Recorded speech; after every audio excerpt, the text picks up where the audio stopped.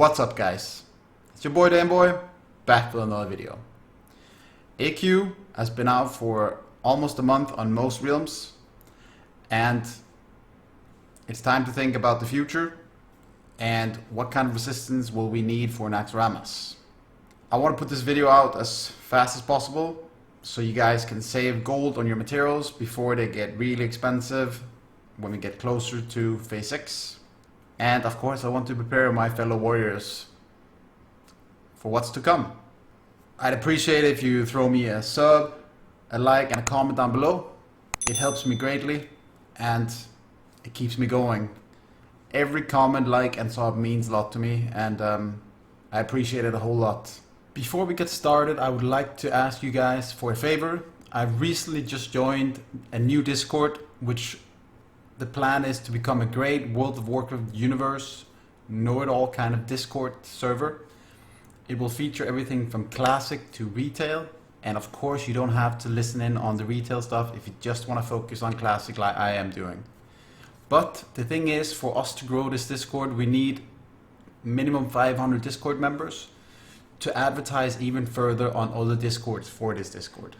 You do not have to interact on it and all that stuff right now, but maybe you'll get interested in it when we get it to grow even further. As you can see, the Discord link is right down here in the video, and I will put it in the description below as well. And I appreciate if you guys would take your time to just join it and help me out. It would also help me grow a lot. Thank you so much in advance, and let's get into it. So, what boss do we need frost resistance for? The second last boss in Naxxramas, called Sapphiron, as you can see here. The big bad skeleton dragon. The reason we need frost resistance for this guy is because he has a aura that has a 100-yard range, which affects every player and ticks for 600 frost damage every 2 seconds. And of course, this ability is partially resistible. You can't outrun it or anything, hence why we need the frost resistance. But, as always, we can't say for sure how much HP Sapphiron will have yet. We don't know if it's going to be like Huhuran in AQ40, but there is quite a difference between the two bosses here. Huhuran only has the AoE effect at 30% HP and down, where Sapphiron has this aura from the get-go till he dies. And the soaking on Huhuran only affects 15 people, where Sapphiron's aura affects everybody in the raid, 40 people. So this is going to be an intensive healing fight. But of course there's a balance again you need to find within your guild. The more DPS you have, the faster the boss will die, the less the healers have to heal. But if you get more resistance, of course it's going to be a longer fight, and the healers will still have to heal less, but it's going to be a longer fight, so they need more MP5, they need to have more mana regen and so forth. If you would like to go more into detail with the strategies for this boss, I have linked down in the description a strategy guide, boss guide for Sapphiron from Racerisks, a really decent guide which goes into detail with everything. Anyway, let's get into the details. I've created a expensive, of course the best frost resistance gear set you can make for your warrior as a DPS warrior, and I've made a cheap one that you can get from craftable greens and drops in instances. So, the first gear set we're going to look at is the green one with some craftable BOEs, some engineering trinkets, and this is the worst of the sets.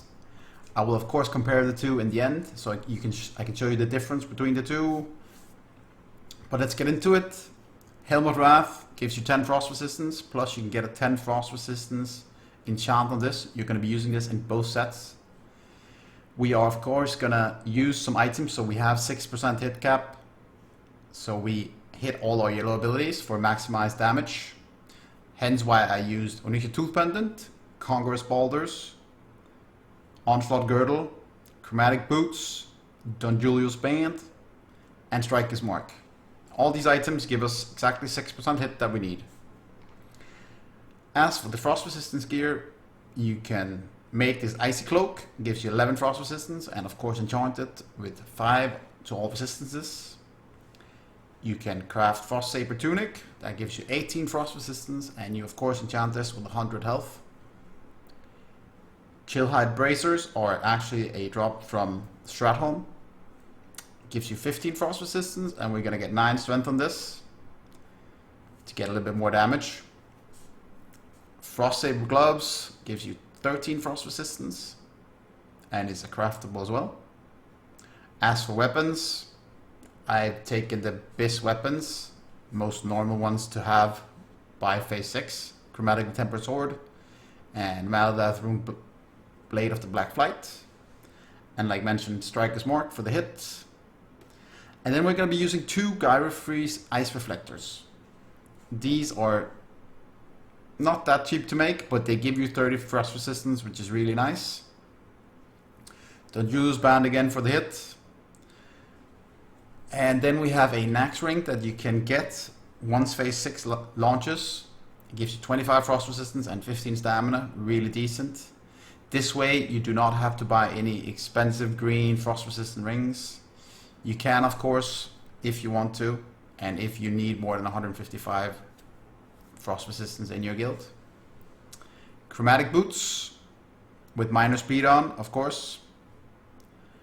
Radiant leggings with a CG enchant for the extra stamina, which gives you 18 frost resistance, and onslaught girdle.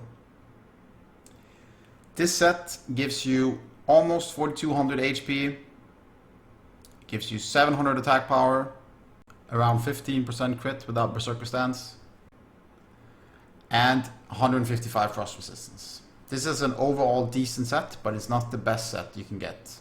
Obviously you want as much DPS in your frost resistance gear as possible. And it is advised, we don't know yet for sure, but to have 200 frost resistance without buffs. This one is lagging a little bit. You could of course add a green ring, but again you're gonna gimp your damage, so there is a balance again here we have to find. As for the epic frost resistance sets,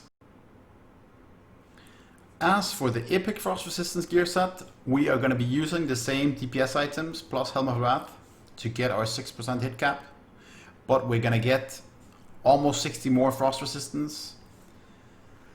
So what changes here? Once phase 6 launches, there will be some epic craftable items. You will need materials from Naxxramas to craft these, so it does take a little bit more time to get it. So you can prepare by getting some of the greens first, and then you can change it out when you get this set. Anyway, let's dive into it. We have Glacial Cloak, 18 stamina, 24 frost resistance. Already there, we get 14 more from just this cloak. We have a chest called Icebane Breastplate that gives you 42 frost resistance and some decent stamina, 24 stamina, 12 strength, a little bit of attack power as well. We have Icebane Bracers, 24 frost resistance. The green ones give only 15, plus 13 stamina and 6 strength. We have Icebane Gauntlets, 32 frost resistance, 18 stamina and 9 strength. Pretty amazing stats. Of course you're going to enchant these with 15 agility or 15 strength as well. And for weapons it's the same as the green set. But here the thing is, we can use trinkets as well. We have Diamond Flask, of course. We can use Diamond Flask heal before we start the fight to help out the healers this way.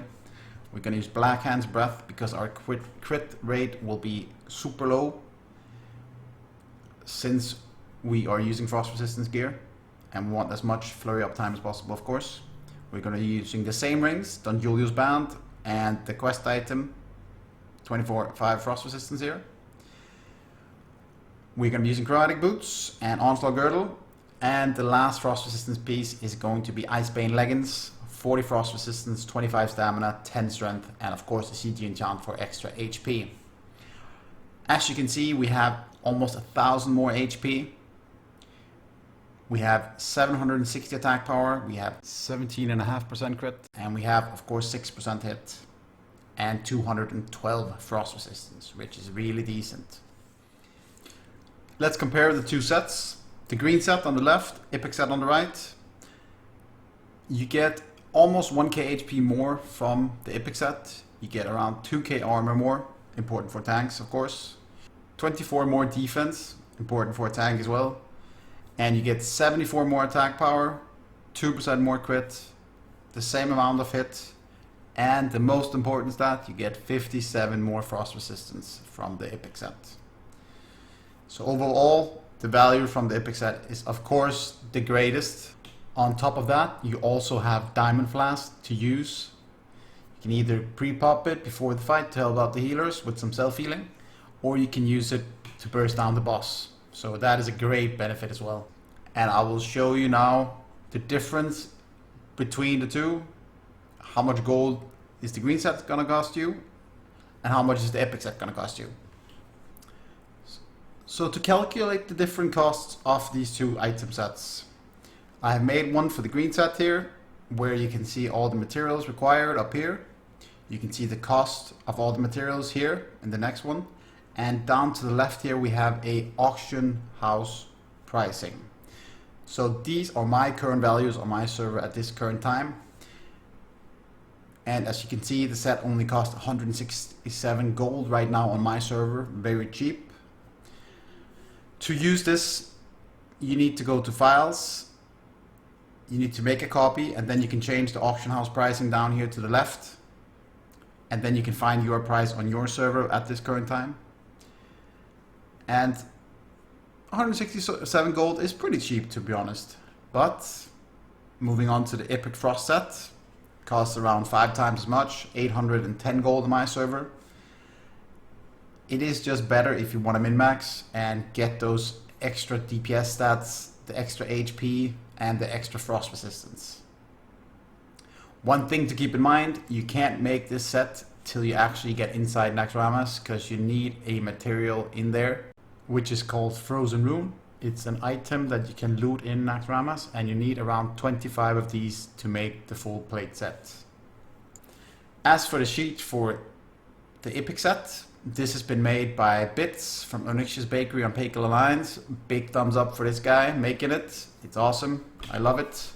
And the same thing applies. You do need to make a copy of the sheet down to your own desktop, and then you can change the prices so you can see what it costs on your server. But on my server, we have 167 gold for the green set, and we have 810 gold for the epic set. Almost 5 times as much. But personally, I'm definitely gonna get the epic set, of course. Anyway, that's all for today. I will put a link down in the description for this spreadsheet, for the 2 sets on Wowhead, of course, as well, and for the strategy guide for Sapphiron. If you have any questions or the like, please feel free to throw me a comment down below. A like and a sub would also be greatly appreciated if you're into this kind of warrior content. I do also stream on Twitch Wednesday, Thursday and Sunday from 7 PM till 11 PM +2 GMT, Denmark time. I hope you enjoyed, and as always, have a damn great day.